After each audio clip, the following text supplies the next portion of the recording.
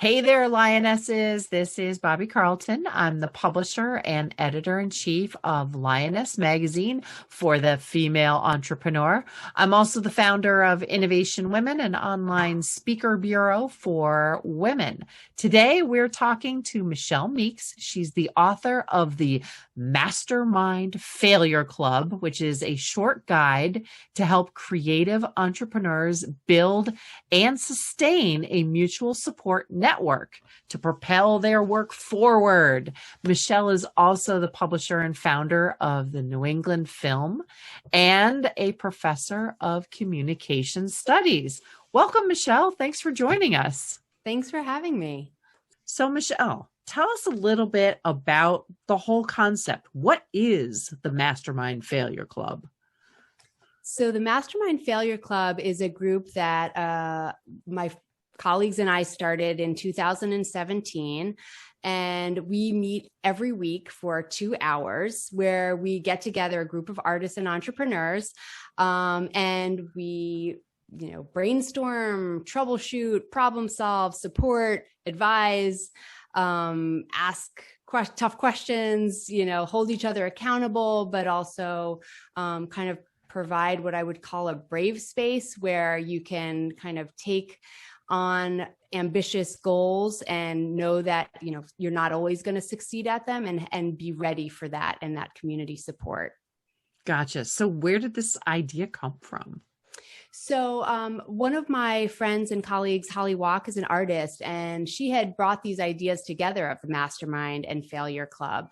The Mastermind group is what most people understand to be a business group of entrepreneurs or business executives who come together for that kind of brainstorming and support and advisory kind of board.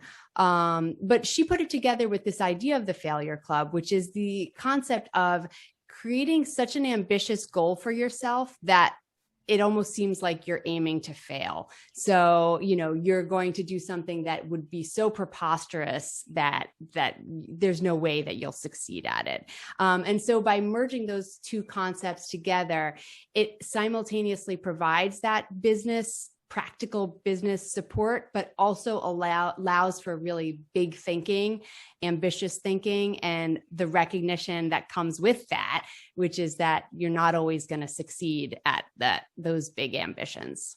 All right. So you wrote a book on this. What was your aha moment, the moment where you said, I have to do this thing?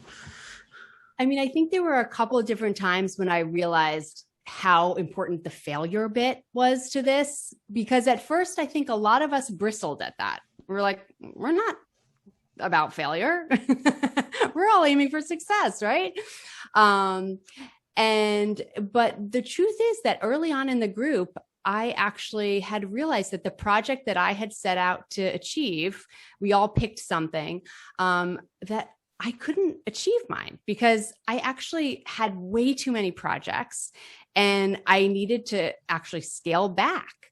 And that was a big wake-up call to me because it wasn't that I needed help with succeeding at something. I actually needed help at failing at something, at letting go of a project that wasn't the right time or the right project for that time. And that was a big aha moment for me. But I've also, in talking to people about this group and concept over the last now almost 5 years, wow. I will say that people really light up when I start to talk about it. And they're like, wait, how does that work? What do you do? How do I become part of it? And, I've had a lot of artists and entrepreneur friends who really want to learn about this and other, and so that's why I brought this to kind of a wider community and published it as a short book so that people could learn about how to create a group themselves. Fascinating. It feels like thinking about failure allows us to think about success differently. Right. I mean, I think that one of the problems that I see in our society in general is that we're a very success-oriented culture. And success in our culture, and I mean American culture specifically, seems to be often quantified with, how much money you make or how much prestige you have or how much fame you have, fans, followers, etc. It's almost like we try to use these numerical, achievements, because how else do we define success? Otherwise it feels so amorphous, I guess. But the problem with it is kind of twofold. One is that there's always more. So no matter how many fans, followers, books you sell, businesses you start and launch or whatever, there's always someone out there who's kind of done better or more or achieved more. And so it sort of leaves almost all of us to some extent feeling like we didn't achieve everything we had dreamed for ourselves. And I think at the same time, we look at these success stories of famous individuals and we kind of backtrack and then say, look at all the failures they had leading up to their success. And it makes us think that failure is a stepping stone to success, which is not exactly true. Every endeavor you could fail at or succeed at. It's its own thing. Just because you failed at these 3 businesses doesn't mean your next one is any more likely to succeed necessarily. I mean, hopefully you've learned some things, and so maybe it is. And I do think we have to learn from failure, but it's not as straightforward as that. There's also luck involved. There's also access, which, people who have more access to, who are in higher socioeconomic classes have more access to investors and things like that. All of that matters too. And so it's not as straightforward as just thinking like fail your way to success. So I really think we have to kind of pull apart that whole model and start to rethink how we see failure so that we can also rethink how we see success. Interesting. When you're talking about how there's always somebody out there that does more, has achieved more, I'm like, there's always Beyonce, never going to achieve that. So is it also something that failure is different for women? Well, I think that anyone who's in some kind of minoritized or oppressed group is going to experience failure differently. And I think that one of the reasons is because there's typically been less tolerance for failure among minoritized groups. And I'll give just an example to explain. So if we look in the film community, for instance, Wes Anderson, who, a lot of people know, a famous filmmaker, his first short film was successful. It was a short film at Sundance. And after that, he was given a year on a studio lot with him and his colleagues to write a screenplay and film it. And they ended up making the film Bottle Rocket, which was both a commercial and a critical failure. It totally bombed at the box office, and reviewers kind of, didn't like it either. And instead of that kind of destroying his career, he got another chance. Like, there were people who believed in him and funded his films again. And ultimately he did become a successful filmmaker.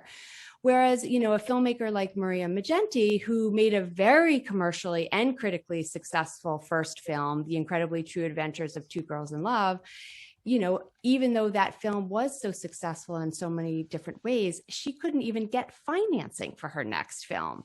So, in talking to women filmmakers, it was hard enough for them to get funding when they were successful. When they had a failure, forget it. There was no room for that at all. And so, Martha Coolidge, who was who ran the Directors Guild Association for a while, explained it that, for a male filmmaker, if they had 1 or 2 successes, they were sort of set up for their career. Whereas a female filmmaker, even if they had those successes, if they made 1 or 2 films that kind of bombed at the box office, which happens in the course of a career, they were kind of off the list. And so there was just they had no room for failure, which is not realistic because, like I said, every endeavor has a likelihood of failure, just like it has a likelihood of success. And so there's no guarantee. If there were guarantees, there would be no, room for entrepreneurialism or creative enterprises, right? Because there would be a formula. There isn't. Wow. Okay. So Mastermind Failure Club, the book, who's it designed for? So I kind of put this subtitle that's artists, writers, filmmakers, and creative entrepreneurs. I really do think that the concept is for anyone, frankly, but especially for people who have creative or entrepreneurial endeavors. And I'm thinking of more solopreneurs or people who are entrepreneurs in smaller enterprises where it tends to feel really isolating and lonely at times because you're running your own business and you're having to make all of these decisions. Sometimes it feels like in a vacuum, like how do you know when you're doing the right thing? How can you get feedback on your decisions? And what you need kind of is like a board of advisors who can help you kind of run through what you really want, what your goals are, and what you're trying to achieve and how best to do that. And a group, so the Mastermind Failure Club is basically a group where you meet once a week. It could be structured in any different ways, but the way that we've structured our Mastermind Failure Group is a weekly group where everyone comes together and has their chunk of time to talk about whatever they want to bring to the table that week. And it could be something very pragmatic, like, can you look at my new website and give me feedback? Or can you look at my pricing sheet and tell me if this looks good or makes sense? Or, or it could be something more ambiguous, like, I need to think about the types of clients that I want to work with, or, how can I position myself in this kind of arena, or how can I market myself better on social media? So it could be, and it could be even personal. So by coming together week after week and exploring those things, you just find that there's this like long-term transformation that's much more than like the getting the help on your website, but it's almost a new way of seeing and thinking that helps you not just in those moments, but throughout your career and life. Wow. So is this a handbook for forming your own club? Exactly. So the book is only 29 pages, super short. You can get it on my website for free, or it's on Amazon for 99 cents. So not a big investment. And I really wanted to make it accessible. I have a longer book in the works, but I wanted to put this out there, especially during the pandemic when I saw so many artists and entrepreneurs really struggling to figure out like how to keep it all together. And, this is just such a great way. It's free. You set up your own group. And so I have guidelines in the book on how do you form your group? Who do you invite to your group? Who don't you invite to your group? How do you structure your group so that it makes sense moving forward and is fair? And what's the purpose and what's the ultimate mission? And so it helps you through kind of getting that idea started and then being the leader of your group. Nice. So this is such an important concept. Can you talk to me a little bit about how you personally think about failure, especially before you got involved with this? So I'm a pretty ambitious person, I will say. And yet at the same time, even though I think of myself as kind of a high achieving person and an ambitious person, I experienced failure despite the fact that I worked really hard and I wanted it really badly. And that doesn't always equal success, I discovered.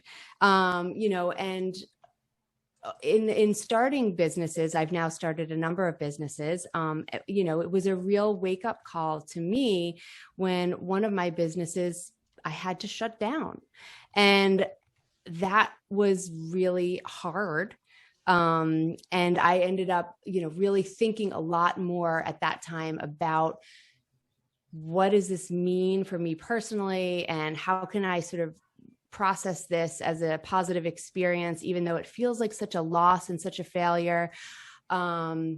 And then at the same time, I had always I've run now for 20 years, this business, NewEnglandFilm.com, which is an online resource and community for filmmakers. And, the irony of New England Film is it's both been a tremendous success and an incredible failure because it continues to, well, first of all, any business that runs for 20 years is remarkable in itself because that's unusual. But also it continues to be really utilized and popular but I've never really been able to eke out much of a living from it, which is why I work as a professor. And so that too put me in this position of thinking of like, okay, where does this fit in the like success failure spectrum? Like, which is it? As if it had to be squarely in one of those boxes. It doesn't, right? Be in both boxes. Exactly.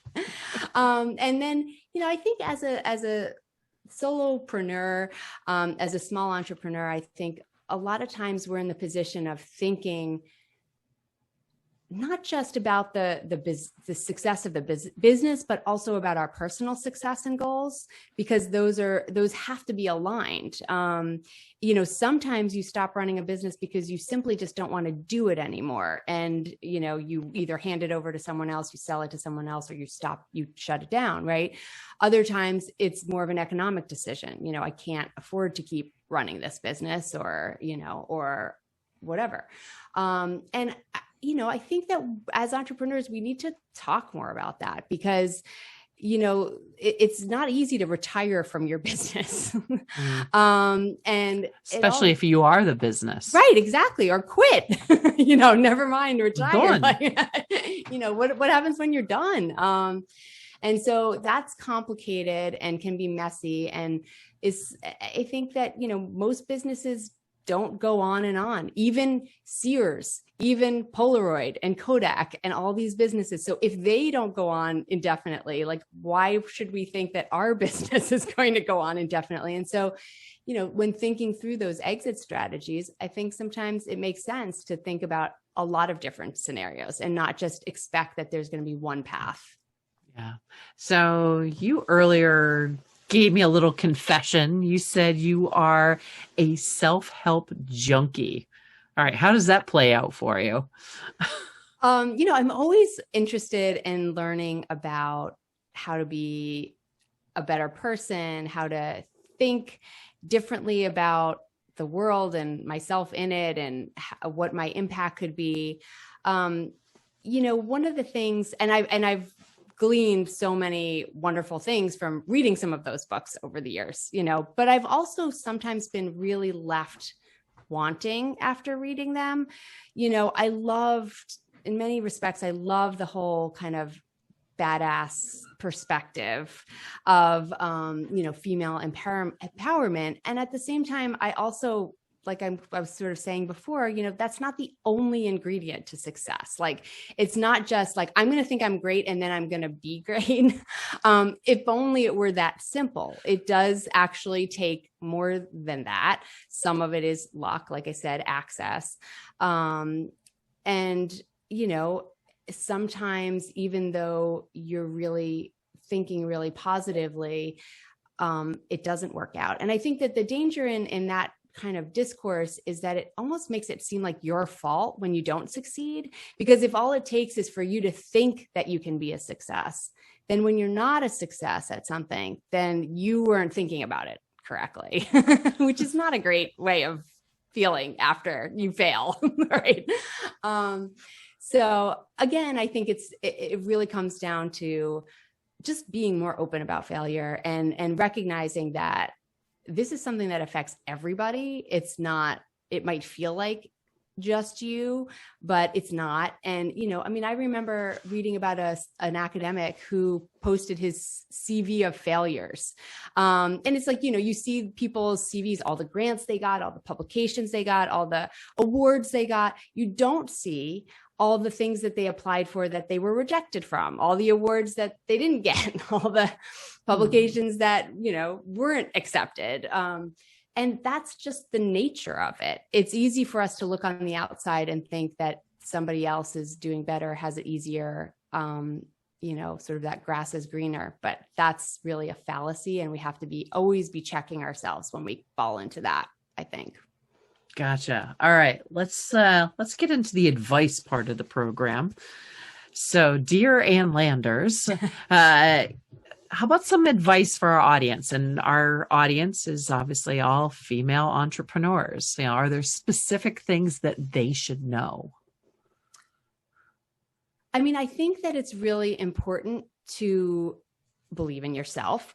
I do want to emphasize that. I'm not undermining that whole rhetoric. I do think that's a good first step. I just don't think it's enough. But I really think more than anything, the thing that has been the most valuable to me is this sense of community and support. And so that's why I think that the Mastermind Failure Club is so essential, because without that, you're really in your head a lot. And you're in your head a lot, and you're left with the voices that sort of have kind of been passed down, not just from parents, but from, from society, where it's like, these voices of like, what, can you really do this? What's your place? Will this make enough money? All these like kinds of questions and concerns about who you are and what you can do. And I think that getting this sense of community, one of the things that I've really found with the Mastermind Failure Club is it's kind of replaced all those voices in my head.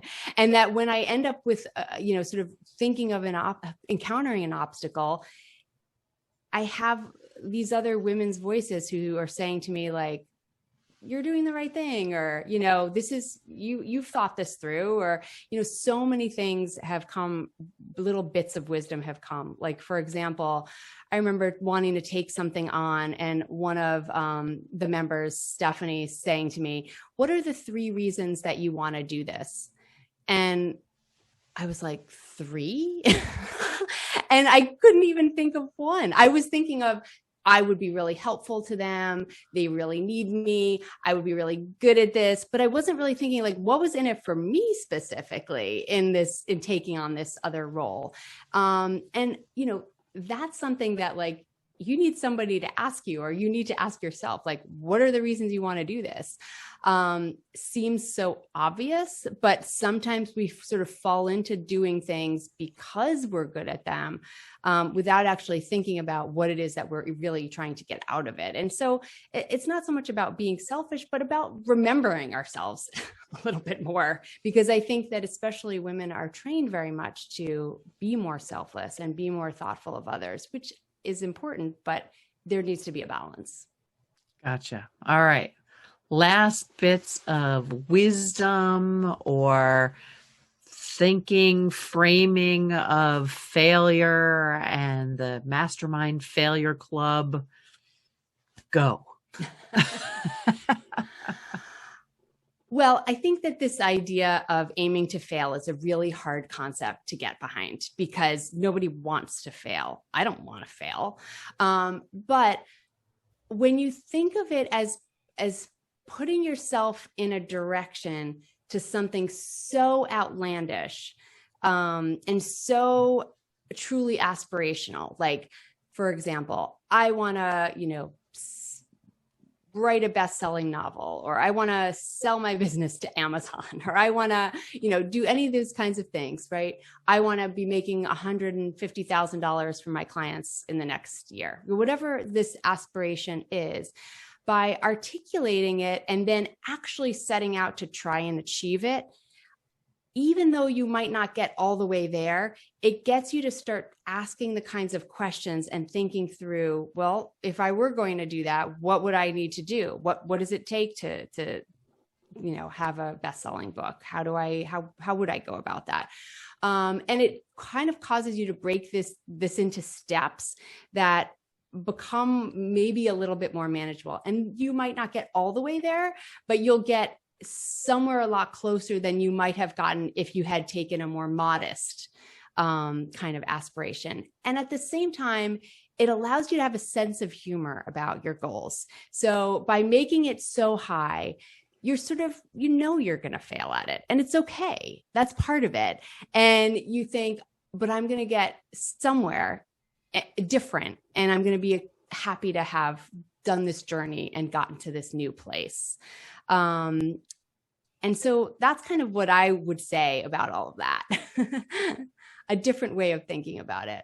Great. All right. So today we've been talking with Michele Meek. She's the author of the Mastermind Failure Club, as well as the founder of New England Film.